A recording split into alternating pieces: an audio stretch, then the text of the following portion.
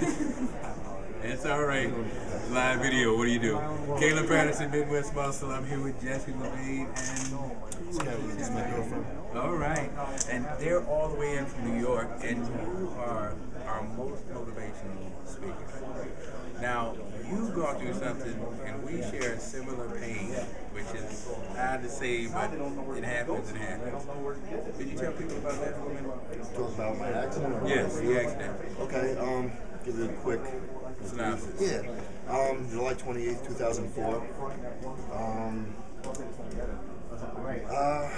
About 3 p.m. in the afternoon, nice day.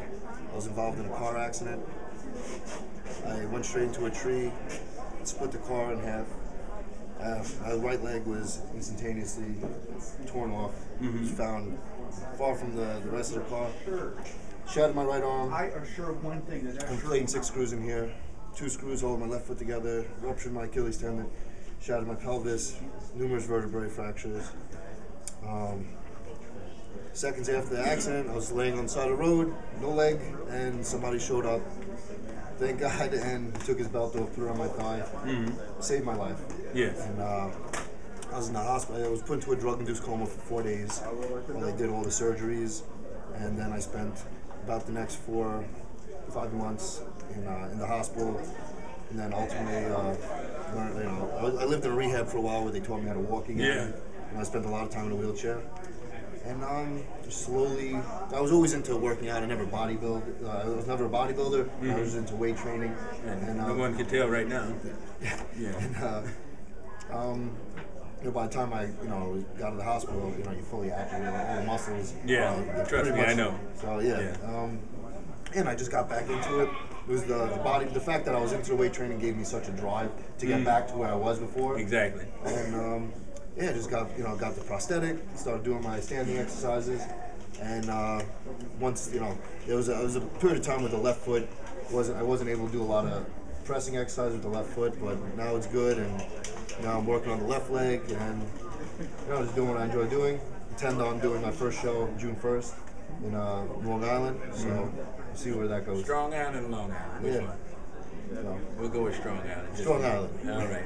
Now, you had to, basically, like you said, you were into it, but not into it. But basically, you're talking about a whole different arena where you have to relearn your body and then say, all right, I'm going to go a step further beyond that. Yeah, it's, initially, the only thing I had was my left arm that I was able to use because I had a full cast going on my right arm. Yes. And I started in a wheelchair with some rubber bands, just doing whatever I can, to get the mental pump, Yes. You feel like you're exercising, getting anything going, get the adrenaline, because I've always felt just weight training, bodybuilding in general was always so much more mental for me than it's physical. To me, it changes my entire mood, makes me feel positive about everything. You can go for me this life-changing accident. I work out and I feel like I could do anything. It makes me very positive, releasing endorphins. And I started with that, and just training, doing some left, my left arm. And then once the cast came off the right arm, I was still in the wheelchair. I'd go to a gym with my brother and he helped move me around from machine to machine. We do my outbody for a while. And of course I had you relearn your balance, things like that. But the human body's an amazing thing. It adapts. And once I started, I still have to make adjustments even now. Doing certain exercises. But exactly. It's what I love doing. So. Well, it's a challenge, and there's so many things that go into being just fit. And like I said, you had something that would just change people, not just where it just has it altered. You said life changing, not life altering. You didn't see something that's going to hinder you. You said, I'm still going to keep going. Honestly, the car accident was the most significant thing that ever happened to me by far. It's separated my timeline. It was my life prior to the accident. Yes.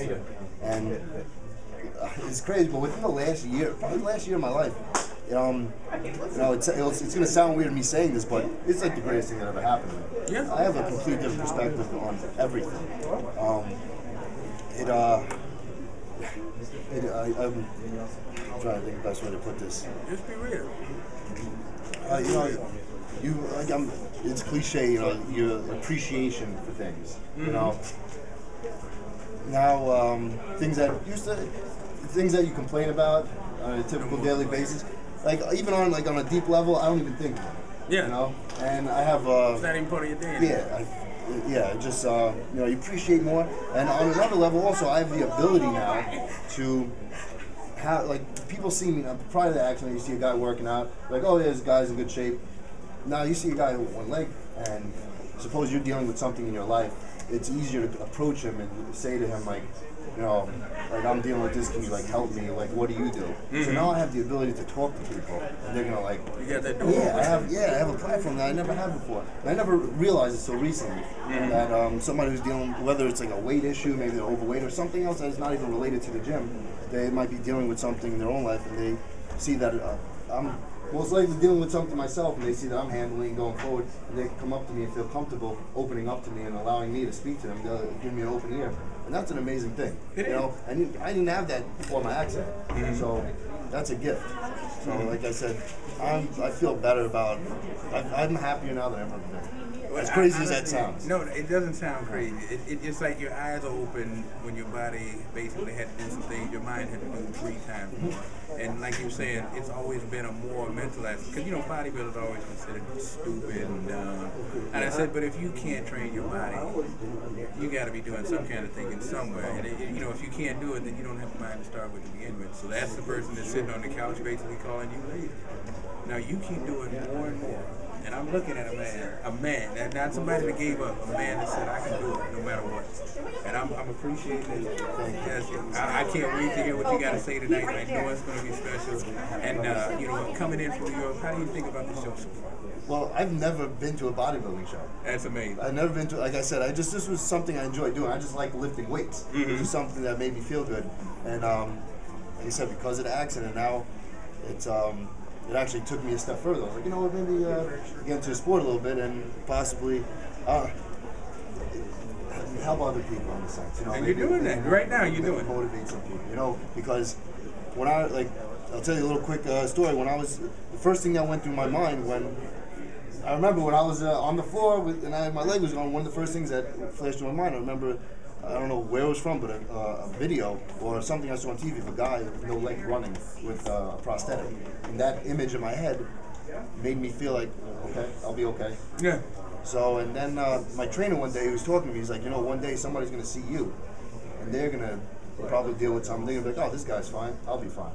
So, if I could, provide that, like that's an amazing thing. You have the opportunity to be that person. We actually have a live chance right now because we have 2 youths right here. Family Nutrition. This is actually one of the supplements, one of the sponsors. What do you guys think? Hearing a story like that. That's crazy, man. I mean, it's motivating. Yeah, it's inspiring. And I mean, at someone your age, hearing something like this happen, how does that change your view on life? Just that. It'll motivate me more. How many excuses will you have when you see this man looking like this?